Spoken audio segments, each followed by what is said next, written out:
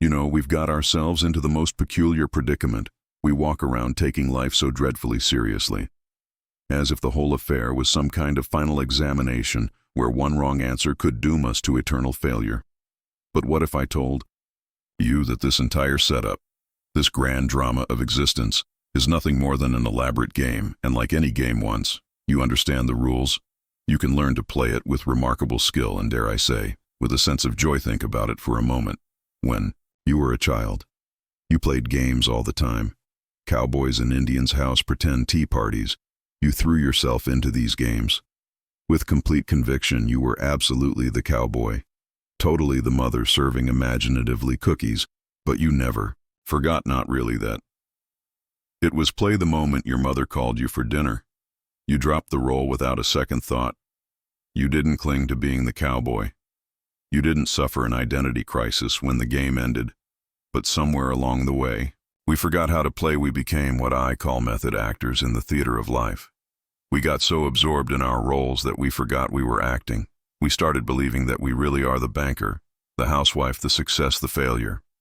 And when you forget, you're playing a role. The game becomes a prison. Now, when I say life is a game, I don't mean it's trivial or meaningless. Games can be incredibly important. He plays with intensity, with passion, with everything he's got. But he maintains what we might call a light touch. The first rule of this cosmic game is perhaps the most startling. You are not who you think you are, the person you call by your name, with your particular history, your specific worries and dreams. That's just your character in the game. It's a masquerade you're playing so convincingly that you fooled even yourself. But who is the real you? That's where it gets interesting. The real you is the player, not the character. You are the awareness that can observe thoughts, feelings, sensations. You are the space in which all experiences arise and dissolve. You are, if you will, the stage on which the entire drama unfolds. Once you see this, really see it, the game changes completely. You realize you've been like an actor. Ho got so lost in his role that he forgot, could take off the costume and go home. Suddenly you remember. You are not trapped in the character. You can play it skillfully, enjoy it thoroughly, but you don't have to be imprisoned by. There's another rule that most players miss entirely. The game has no final winning condition. There is no ultimate prize, no finish line where you can finally declare victory and retire. The whole point of the game is the playing itself. We've been taught to think of life as a journey with a destination, but it's much more like music or dancing. You don't dance to get to a particular spot on the floor. You don't listen to a symphony to get to the final note. The meaning is in the movement, in the flowing, in the playing. But we've turned life into a race we rush through. Childhood to get to adulthood. We hurry through school to get to our careers. We work frantically to reach retirement. And then we sit in our rocking chairs, wondering where it all went. We were so busy trying to get somewhere else that we missed the only place we ever actually were, which is here. Now, in this moment, the game is always happening. Now, not tomorrow when you'll be happier, not yesterday when things were better, but right now.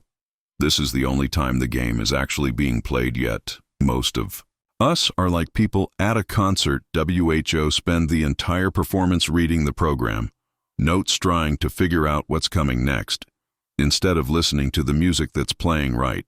Now, another fascinating aspect of this game is that it's completely rigged in your favor. How's that? Well, no matter what happens to, matter what role you find yourself playing, you can't actually lose because you are not just your character.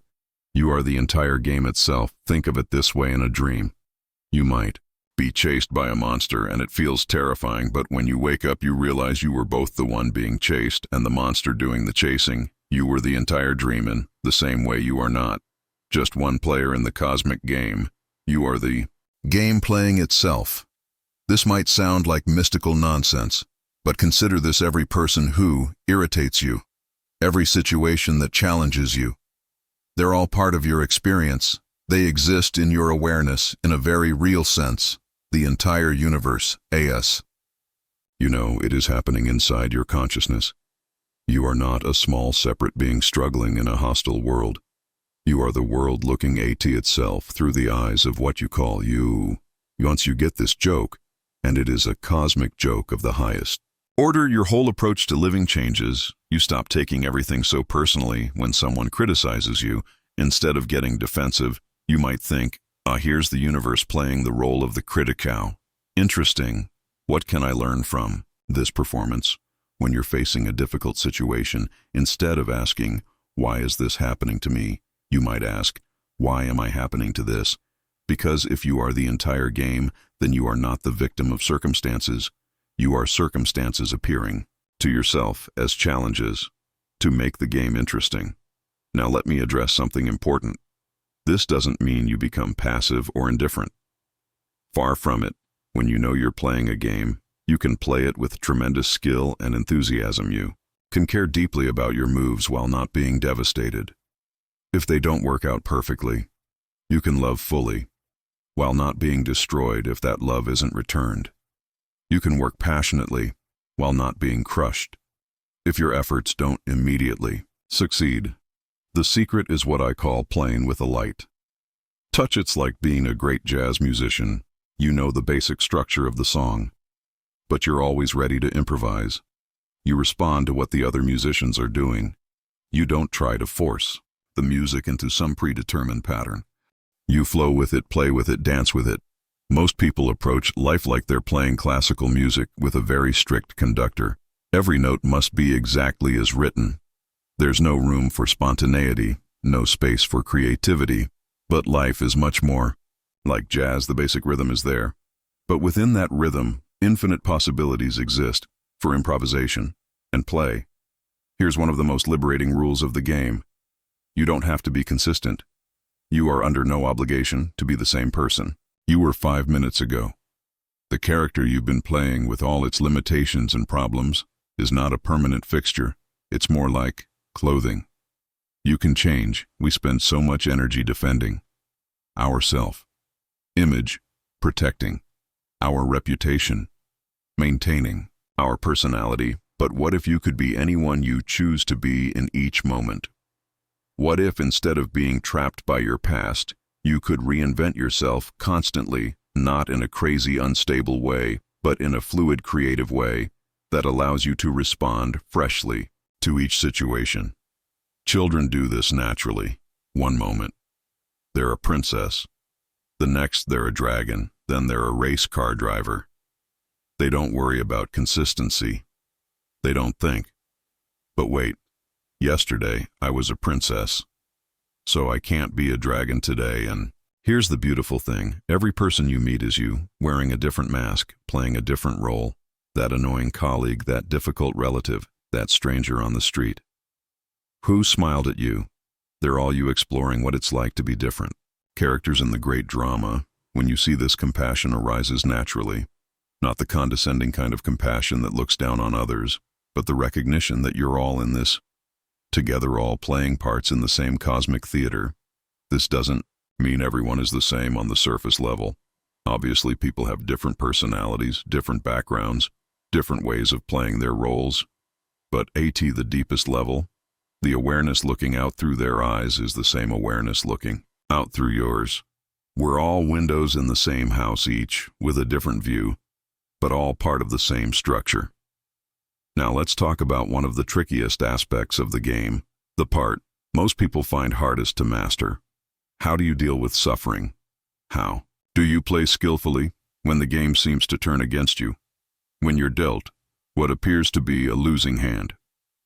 The first thing to understand is that suffering is not the same as pain. Pain is natural, inevitable. If you stub your toe, it hurts. If someone you love dies, you grieve. These are simply part of the human experience, part of what makes the game interesting and complete. But suffering, that's different. Suffering is the story we tell ourselves about the pain. It's the resistance to what's happening. Demand that life be different than it is. Pain says this hurts. Suffering says this shouldn't be happening. It's unfair. It means something terrible about me or my future. When you understand this distinction, you can learn to experience pain without adding the extra layer of suffering. You can feel sadness without the story that you should be happy. You can face challenges without the narrative that you're a victim. You can encounter setbacks without the drama that your life is ruined. Think of it like weather. Sometimes it rains, sometimes it shines. The sky doesn't resist the rain or cling to the sunshine. It simply allows whatever weather is happening to happen. You can approach your inner weather the same way. Sometimes you'll feel joyful, sometimes sad, sometimes confused, sometimes clear. None of these states are permanent. They're all just part of the changing weather of consciousness. Here's another game rule that can save you enormous amounts of energy. You don't have to have an opinion about everything. You don't have to judge every experience as good or bad, right or wrong. Sometimes you can simply say, "How interesting," and leave it at that. We've been trained to constantly evaluate, to always be deciding whether we like or dislike what's happening. But this constant judging is exhausting. It's like being a critic. HO can't simply enjoy a movie because they're too busy analyzing every scene. Sometimes you can just watch, just experience, just be present without needing to have a position about it. All the master player learns to hold their opinions lightly. They might have preferences, but they don't cling to them. They can enjoy their favorite food without being upset when it's not available. The moment you think you have it all figured out, life will throw you a curveball. The moment you get comfortable with your role, circumstances will invite you to play a different part. Instead of resisting these surprises, you can learn to welcome them. They keep the game interesting. Imagine playing chess with someone who always made the same moves, or watching a movie where you knew exactly what would happen next. How boring would that be? The surprises, the plot twists, the unexpected turns. These are what make life an adventure, rather than a tedious routine. When you stop needing to control every detail, when you develop what we might call a taste for surprise, you begin to find life endlessly fascinating rather than constantly frustrating. Now, one of the most liberating discoveries you can make about this game is that there are no real mistakes, only experiences. What you call failures are just experiments that didn't work out as expected. What you call successes are experiments that exceeded your expectations. But they are all just data points in the grand experiment of being humana, child learning. To walk doesn't call it failure. When they fall down, we think we should be able to do everything perfectly. On the first try, we think mistakes are signs of inadequacy. Rather than natural parts of the learning process, we turn every stumble into evidence that we're somehow deficient. What if you could approach your whole life with the same attitude that child has toward learning to walk? What if every mistake was just information, every failure just feedback? How much lighter would you feel if you weren't carrying around all that self-judgment about your imperfect performance?